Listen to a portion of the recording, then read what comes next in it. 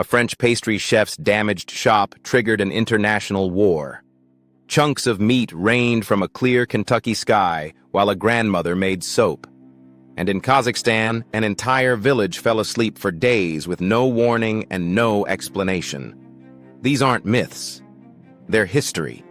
We're counting down 25 true stories so strange, so disturbing, and so completely inexplicable that you'll wonder how they ever stayed hidden. Welcome to History Crossroads. What you're about to hear actually happened. And that's the terrifying part. Before we jump in, if you're the kind of person who loves strange tales, forgotten mysteries, and history's darkest corners, hit that subscribe button and ring the bell, and trust me, you won't want to miss what's coming next. From number 25 to number 1, here are the moments history tried to bury. Number 25, the affair of the sausages, 1522. We're starting with lunch. Specifically, a lunch that sparked a reformation. In 1522, Zurich was deep in the grip of Catholic Lent, a period when eating meat was strictly forbidden. But a group of reformers had a problem with that rule. They didn't think the church should dictate what was on their plates. So one evening, in a deliberate act of defiance, they gathered together and publicly ate sausages. It wasn't just about hunger, it was a statement. And behind them stood Huldrych Zwingli, a theologian who would become a key figure in the Protestant Reformation. That sausage dinner became a symbol of religious rebellion, challenging centuries of church authority over daily life. Sometimes revolutions don't start with grand speeches or battles. Sometimes they start with bratwurst. Number 24. New Zealand's exploding pants, 1930s. Let's travel to New Zealand, where farmers in the 1930s faced an unusual occupational hazard. Their pants kept catching fire. The culprit? Sodium chlorate, a powerful weed killer farmers used to clear their fields. The chemical was effective, but it had one tiny flaw. It was highly flammable. And when it soaked into clothing, even after washing, the fabric became a ticking time bomb. Farmers would be walking through their fields, minding their own business, when suddenly their trousers would combust. No warning, just spontaneous leg fire.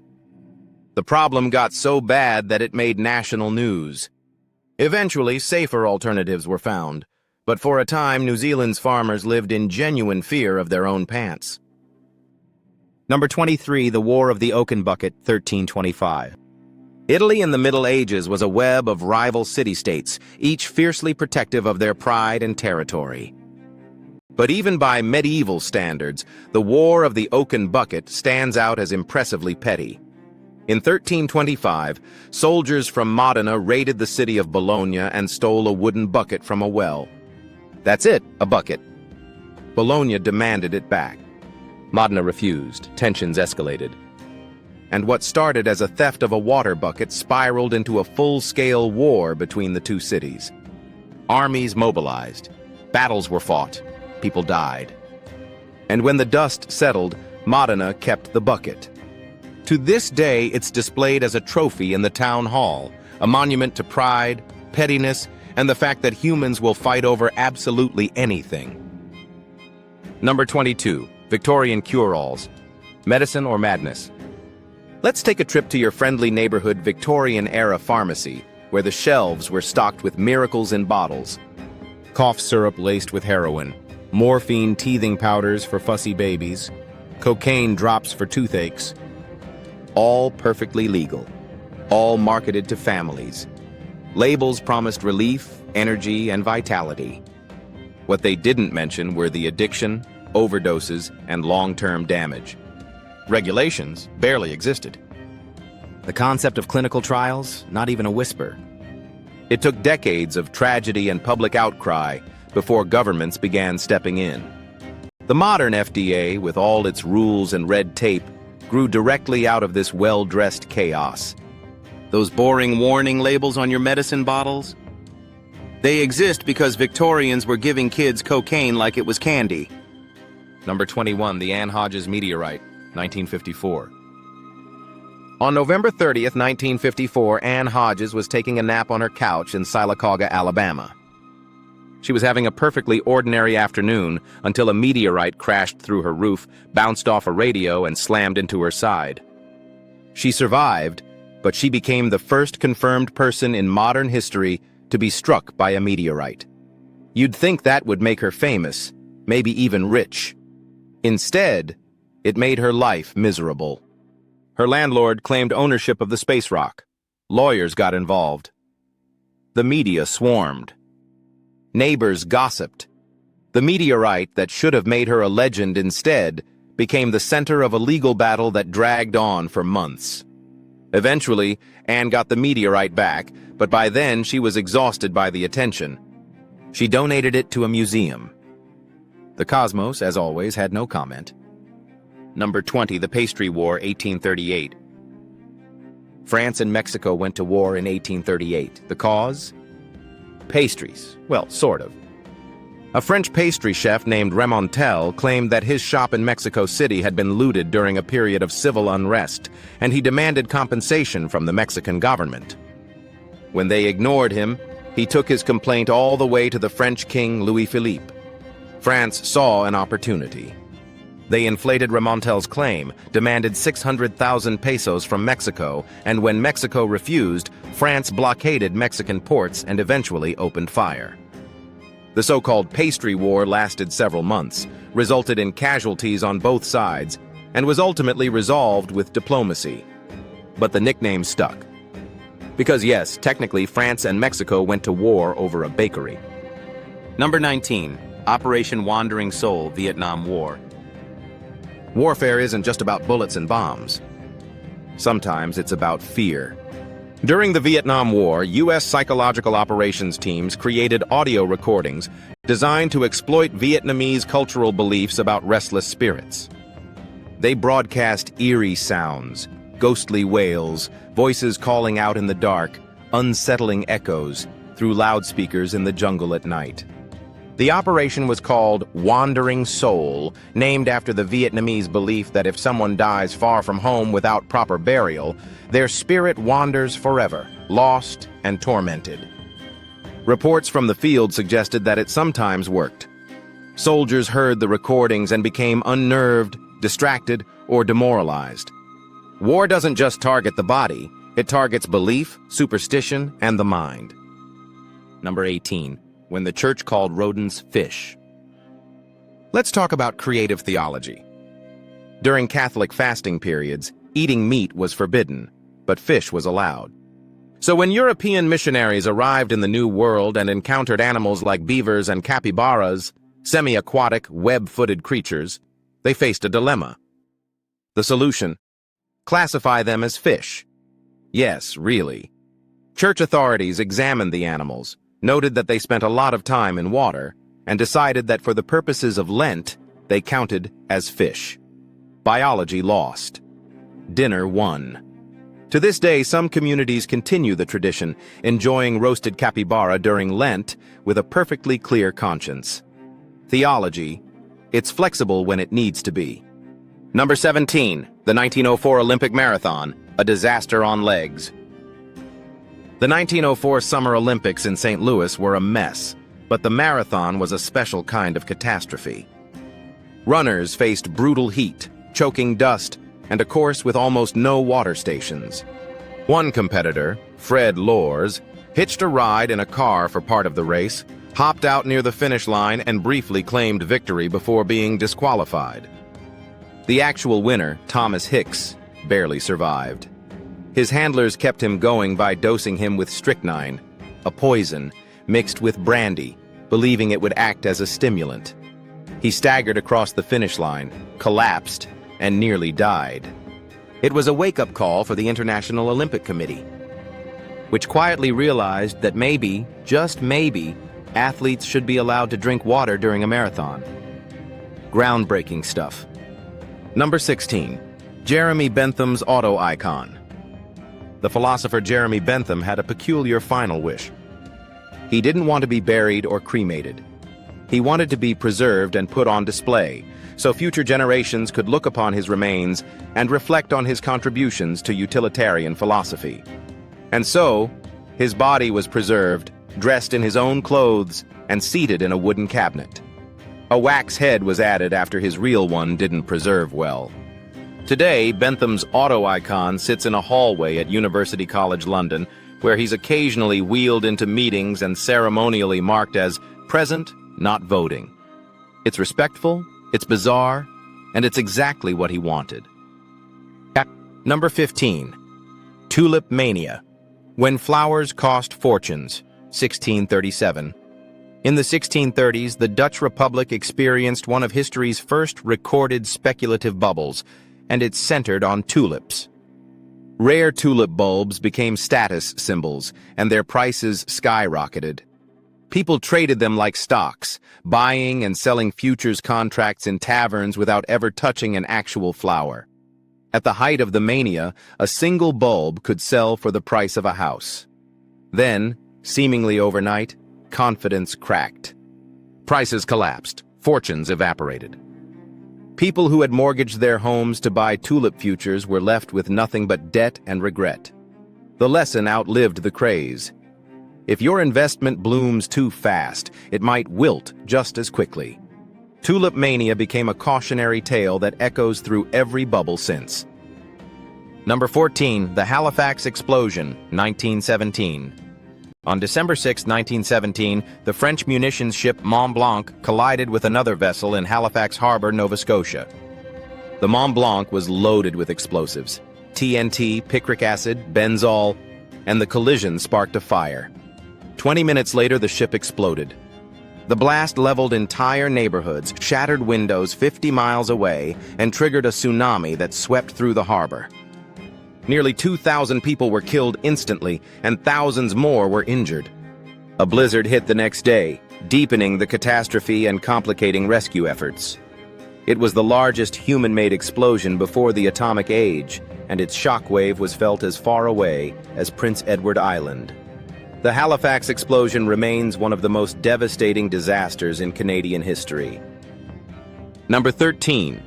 The Football War, 1969. In 1969, El Salvador and Honduras went to war. The spark? A series of violent World Cup qualifying matches. But the fuel had been building for years: land disputes, migration tensions, and economic grievances. The matches were brutal. Fans rioted. A Salvadoran woman reportedly died by suicide after her team lost, prompting national outrage. Diplomatic relations collapsed. And within weeks, El Salvador launched a military invasion. The war lasted just over 4 days, but it left thousands dead and deepened the divide between the two nations. It's often called the Football War, but that nickname obscures the real issues. Sometimes a game doesn't cause a war. It just reveals the fault lines already cracking beneath the surface. Number 12. Over Niagara in a Barrel, 1901. On October 24, 1901, a 63-year-old schoolteacher named Annie Edson Taylor decided to do something no one had ever survived: go over Niagara Falls in a barrel. She climbed inside a custom-made wooden barrel, sealed herself in, and was launched into the churning water. Minutes later, the barrel was pulled from the river below the falls, and miraculously, Annie emerged alive, bruised, battered, but alive. She hoped the stunt would make her rich and famous. It didn't. She spent the rest of her life struggling financially, giving talks and posing for photos with her barrel. In interviews, she warned others not to try it. Annie Edson Taylor proved it could be done. But she also proved it wasn't worth it. Number 11. The Radium Girls, 1917 to 1920s. In the early 20th century, young women were hired to paint watch dials with glow-in-the-dark radium paint. To keep their brushes sharp, they were told to use a technique called lip pointing, shaping the bristles with their lips. No one told them radium was deadly. Their teeth began to glow, then they began to fall out. Jaws deteriorated. Tumors formed. Women who had once been healthy were suddenly dying in agony, their bones literally disintegrating from radiation poisoning. When they sued their employers, the companies fought back viciously. But the Radium Girls won, and their case became a landmark in labor law, leading to stricter workplace safety regulations and the right of workers to sue for occupational hazards. Their suffering was immense, but their courage changed history. Number 10. Project A119, Nuke the Moon, 1958. During the Cold War, the United States considered a plan so audacious it sounds like science fiction: detonate a nuclear bomb on the moon. The project, codenamed A119, was conceived as a show of strength. The idea was to create a visible explosion on the lunar surface that people on Earth could see, demonstrating American technological and military dominance over the Soviet Union. Thankfully, cooler heads prevailed. Scientists and officials realized the plan was reckless, dangerous, and could have unforeseen consequences for both the moon and Earth. The project was quietly shelved. A decade later, instead of bombing the moon, we planted a flag on it.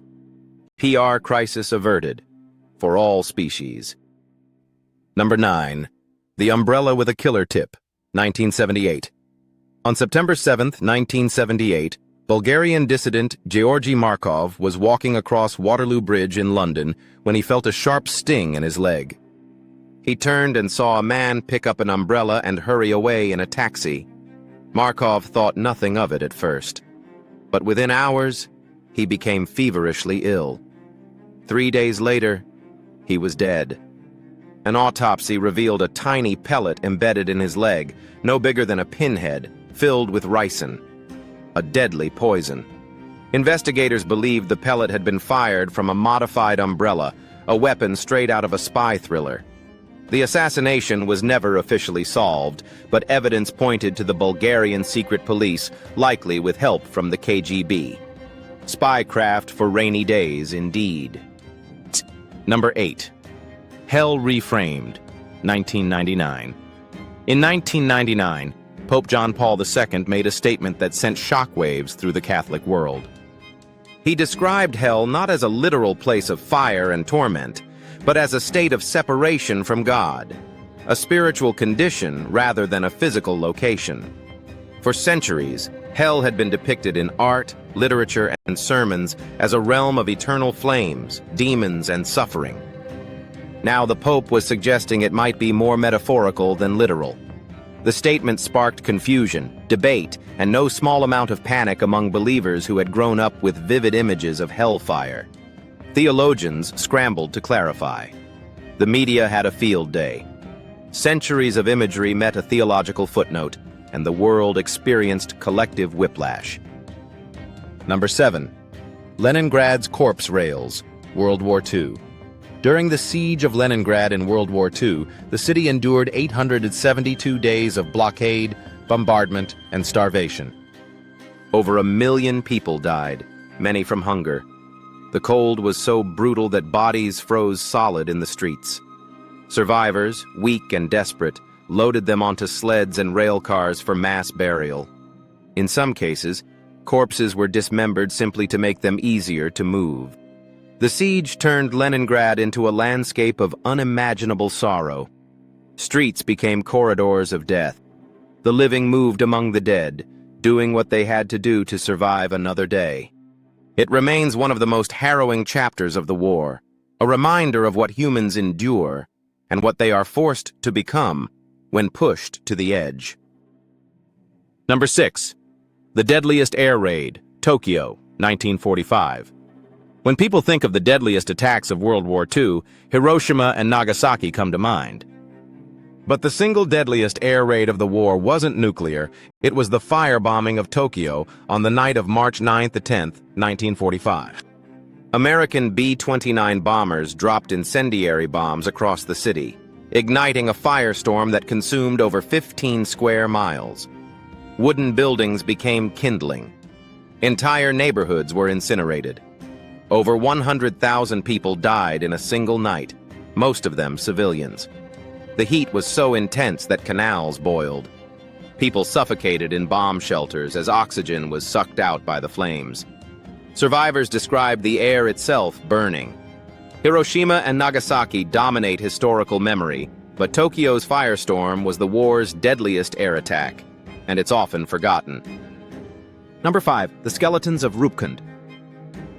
High in the Indian Himalayas, there's a glacial lake called Rupkund, and surrounding it are hundreds of human skeletons. For decades, the mystery baffled researchers. Who were these people? How did they die? When they examined the remains, they found something strange. Many of the skulls bore similar injuries, circular fractures consistent with blunt force trauma from above. The leading theory? A sudden, catastrophic hailstorm.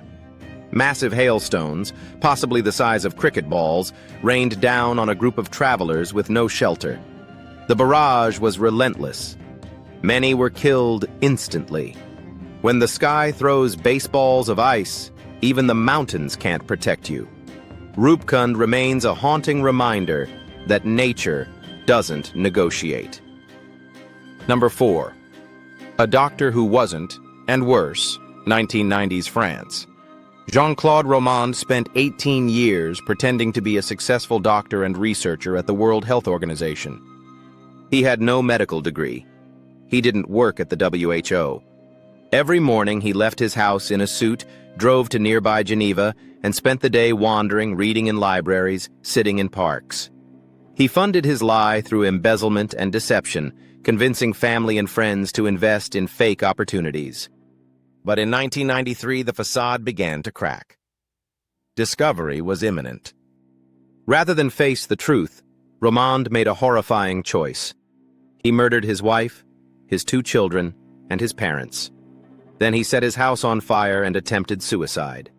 He survived and was sentenced to life in prison. It's a chilling reminder that false identities can hide real horrors, and that some people would rather destroy everything than be exposed. Number 3. H. Holmes's Murder Hotel, 1890s. In the late 1800s, H. Holmes built a hotel in Chicago. But it wasn't just any hotel. It was a nightmare designed by a serial killer. The building was a maze of secret passages, soundproof rooms, trapdoors, and gas lines that could be controlled from Holmes's private office. Some rooms were equipped with asphyxiation chambers. Others had chutes leading to the basement, where Holmes had a crematorium and vats of acid.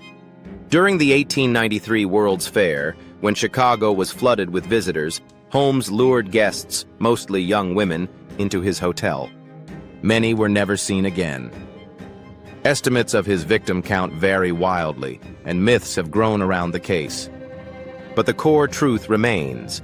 H. Holmes built a structure designed for murder, and he used it.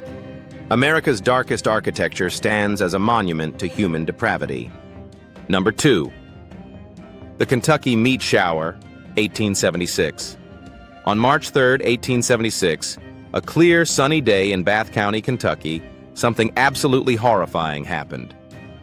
Mrs. Rebecca Crouch was outside making soap with her grandson when he suddenly shouted, "Grandma, it's snowing!" But it wasn't snow. Chunks of red meat began falling from the sky. For several minutes, flesh rained down across a 100 by 50-yard area near Olympia Springs. Most pieces were about 2 by 2 inches, though at least one was 4 by 4 inches. The meat hit fences, stuck to the ground, and scattered across the property like grisly snowflakes. For a horrible moment, Mrs. Crouch feared her husband and son had been torn apart, and their remains were being delivered by the wind. But they were fine. So what was happening? News spread fast. Investigators descended on the farm. 2 brave or foolish men actually tasted the meat and declared it might be lamb or deer. Scientists analyzed samples and found lung tissue, muscle, and cartilage, but couldn't agree on what animal it came from. Theories ranged from beef to mutton to bear to horse. The most accepted explanation? Dr. L.D. Castenbein proposed that a flock of vultures had vomited while flying overhead. Vultures projectile vomit to lighten their load when threatened or when they need to take off quickly after gorging on carrion. The wind could have scattered the regurgitated chunks across the farm. DNA testing on preserved samples has been inconclusive. To this day, no one knows for certain what kind of meat fell from the sky that March morning, or definitively, why. It remains one of history's most disgusting and bewildering mysteries. A meat shower from a clear sky in Kentucky. Number 1, Kalachi, Kazakhstan, the sleeping village. Welcome to Kalachi, a small village in Kazakhstan where, starting in 2013, residents began falling asleep, suddenly, without warning, and for days at a time. People would collapse in the middle of conversations, at work, on the street. When they woke, they had no memory of what happened. Some reported vivid hallucinations. Others felt weak and disoriented for days. Doctors were baffled. Tests revealed nothing conclusive. Panic spread. Families abandoned the village, fearing some invisible threat. The leading theory points to a nearby abandoned uranium mine. Experts believe it was venting toxic gases, carbon monoxide and hydrocarbons, into the air, poisoning residents in unpredictable waves. But no one has proven it definitively. Kalachi became a ghost town, a modern legend, a place where dreams ambushed daylight. And to this day, the mystery lingers like a shadow. You made it to number 1. Congratulations. You're officially part of the History Crossroads inner circle. You've survived 25 of history's strangest and most unbelievable true stories. If this countdown bent your brain, hit that like button and share it with someone who loves the weird side of history. And don't forget to subscribe. I post deep dives into forgotten mysteries, bizarre events, and the stories they don't teach in school. Until next time, stay curious, stay weird, and keep digging into history's attic. You never know what you'll find rattling in the dark.